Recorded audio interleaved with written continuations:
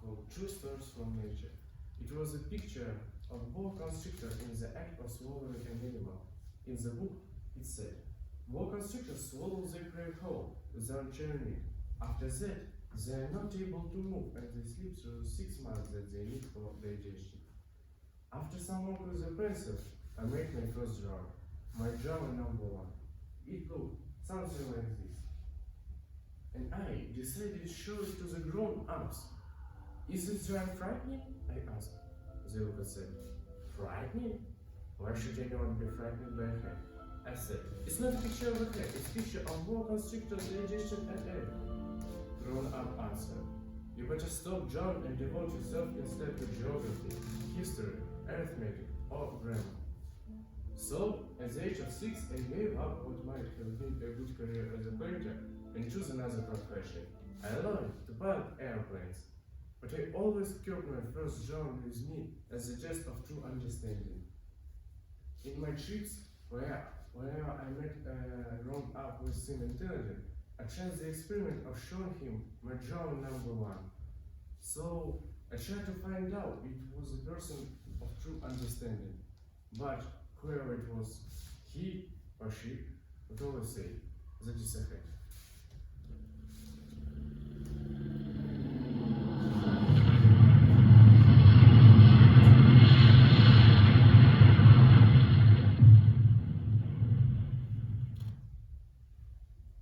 I've been in this desert since my plane broke down, hot and isolated, clinging to a hope that I won't out to drink water until I managed to repair my engine and leave this unfriendly place.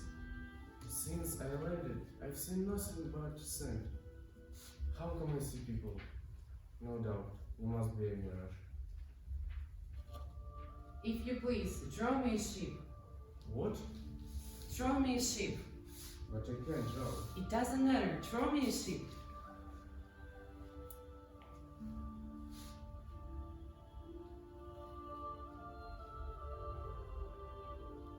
I don't like this one. It's too old. I want the one that will live for a long time. This is only his box. The sheep you asked is inside. That's exactly the way I want it. Do you think that the sheep will need a great deal of grass? Why? Because where I live, everything is very small. So, what are you doing here? And you? Do you live in this desert? And what's that object? It's not an object, it flies. It is an airplane. It is my airplane. What? You dropped down from the sky? Yes. That's funny. So you too come from the sky. Which is your planet? Do you come from another planet? The truth is that unsaid, you can't have come from a very far away. My little man, where do you come from? Listen to the sunset. Do you hear the music? What is it? It's wonderful that the sunset lasts such a long time here. Where I come from, sunsets are much shorter, but there are so many more of them. I'm going to get out with them. One day I watched a sunset 44 times. I'm losing my mind.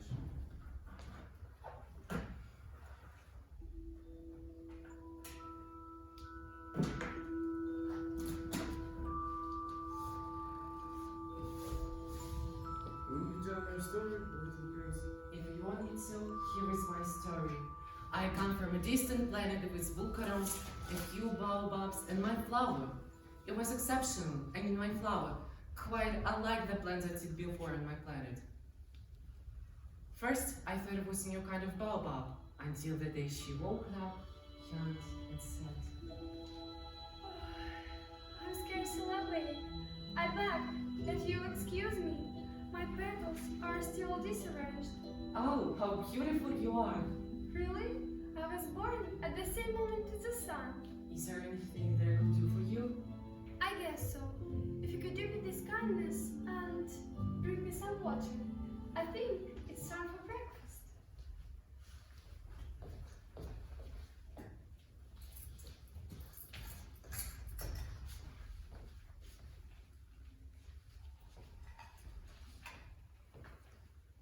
Oh, thank you.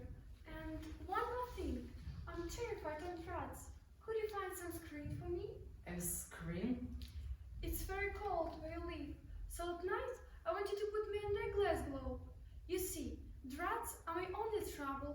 Except for them, I'm scared of nothing. Not even tigers. I have thorns to protect myself.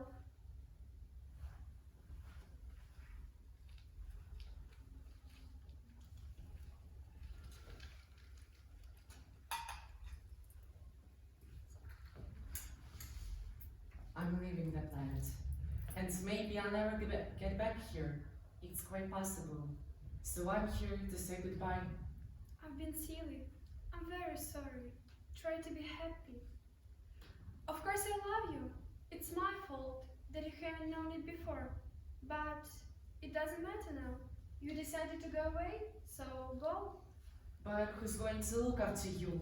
Put a sky around you, water you, and talk to you? Don't worry about me.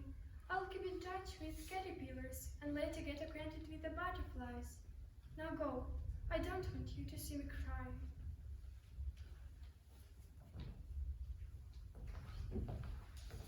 I shouldn't have run for my rose. She had only few thorns to protect herself from danger. But then I was too ignorant to know how to love her. I continued my journey. I visited a planet inhabited by a conceited man with a mirror. Wow, it's my admirer. Good morning, that's a queer hat you're wearing. Oh, it's a good salute. It drives when people are claiming. Unfortunately, nobody at all passes by. Yes? Clap your hands, one against the other. More, faster, faster. And what should one do to make the hat come down? Oh, do you admire me? What does it mean, admire? To admire means that you regard me as the best dressed, the richest, and the most intelligent man on this planet. But you're the only man on this planet. That means kindness and admire just the same. The grown-ups are really strange. The next planet belonged to a businessman. This man was so much occupied that he didn't even see me when I arrived.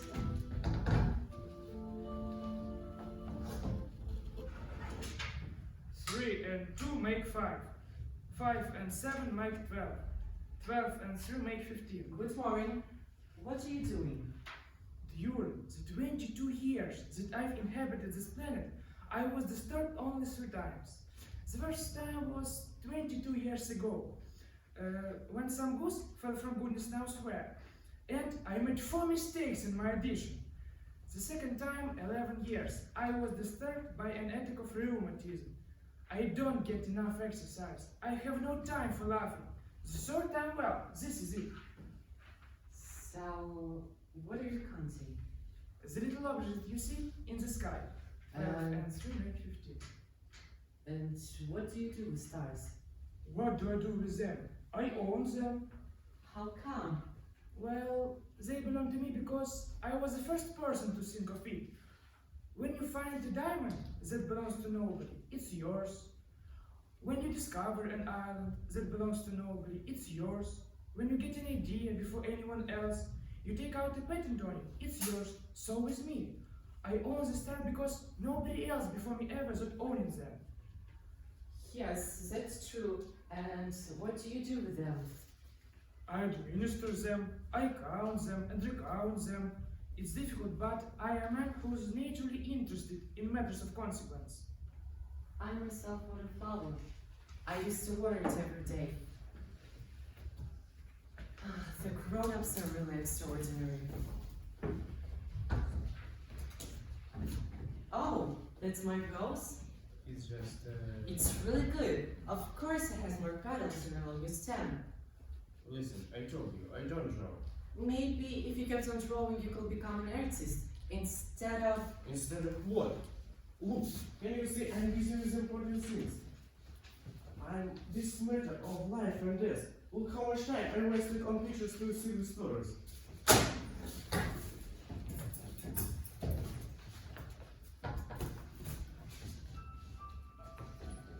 When I got to the earth, I was very surprised not to see any people. First, I was beginning to be afraid that I come to the wrong planet.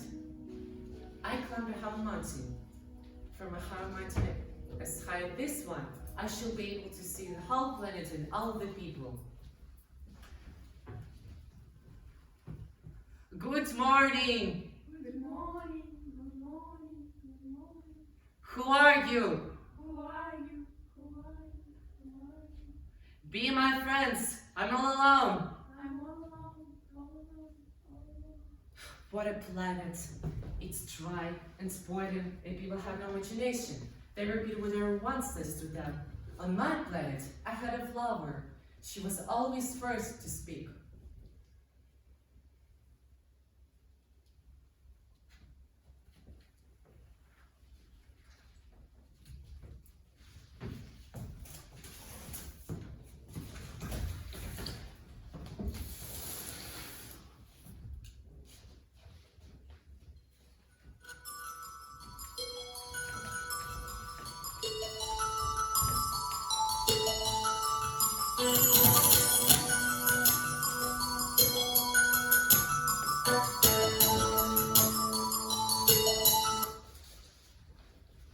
Good morning. Good morning. And who are you? We are roses. You all look like my flower. My flower told me that she was the only of her kind in all the universe. And here are 3 of you, all alike, in one single garden. So it turns out that all I ever had was just a common rose. And it does make me a very great prince. I'm a fox. Come and play with me. I can't play with you. I'm not tamed. What does it mean, tame? What are you looking for? I'm looking for friends. So what does it mean, tame? It is when you do what other people want you to do. To do what other people want you to do, even if you don't want to do it or when you understand why? Just that. To you, I'm nothing more than a fox like 100,000 other foxes. But if you tame me, then we will meet each other. To me, you will be unique in all the world. To you, I will be unique in all the world. I'm beginning to understand. There is a flower. I think she tamed me. Please tame me. I want to very much, but I have new friends to discover and many great things to understand. One only understands the things that one tames. Man buy things already when he shops. But there is no shop when you can buy friendship. And so, men have no friends anymore. If you want a friend, tame me. What must I do to tame you? You must be very patient. First, you will sit down at a little distance from me, like that, in the grass. I will look at you and you will say nothing. Words are the source of misunderstandings. But you will sit a little closer to me every day.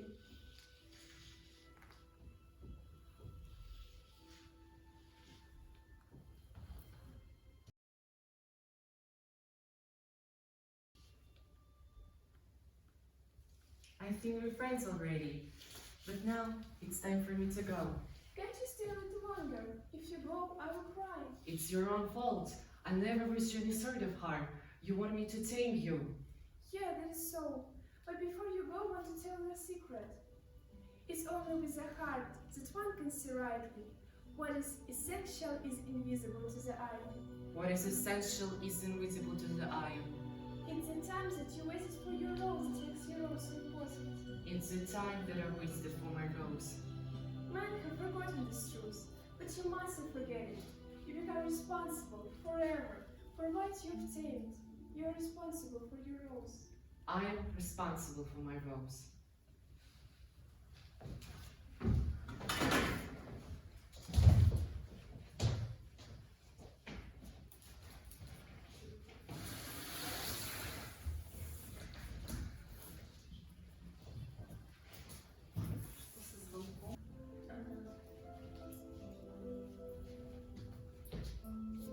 It was now the 8th day since I had my exit in the desert, and I listened to the story of little prince as I drink the last drop of melodious of life.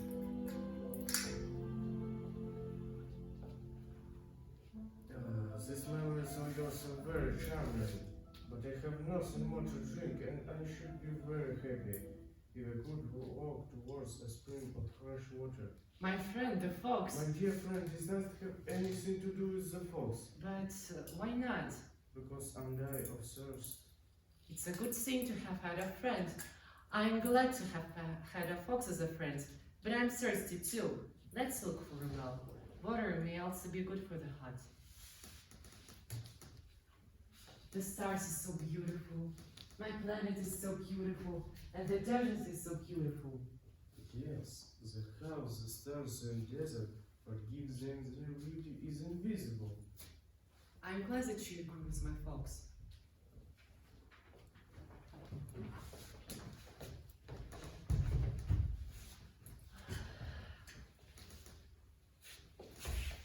What I see here is nothing but a shell. What most important thing is invisible about this little prince who is sleeping here. Is he loyalty to a flower? I feel need of protecting you, little prince.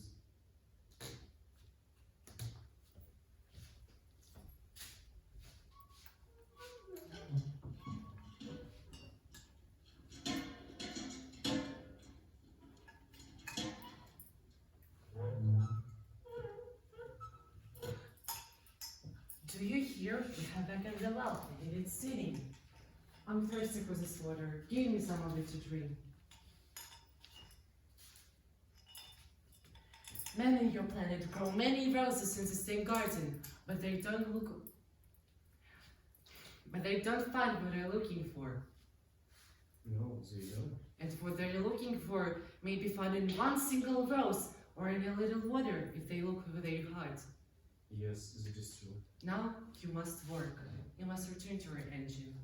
I will be ready for you here. Come back tomorrow evening.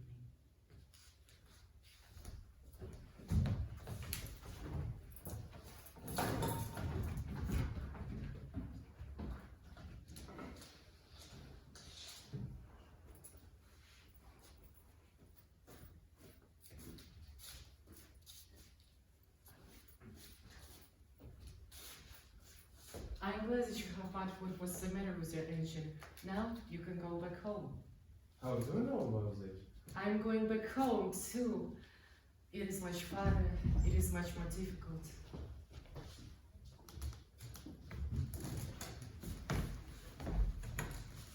Tonight it will be 1 year. My star can be found right above the place that I come to the earth a year ago. Yes, I know. Before I leave, I have to tell you something. What I'm telling you now is a present that you have to keep forever. You smile. It's the biggest present you can give me. I'm glad that now you appreciate all little things from life.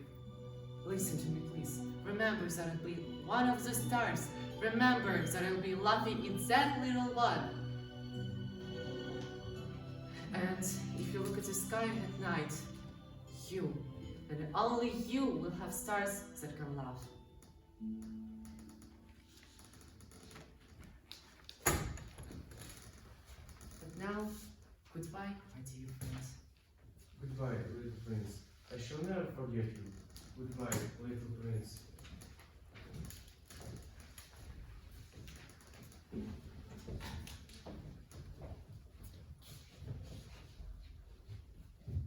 Years have already gone, and every single day I thought about my little friend, about my little prince, the most important person in my life, the child who taught me to see with the eyes of the heart.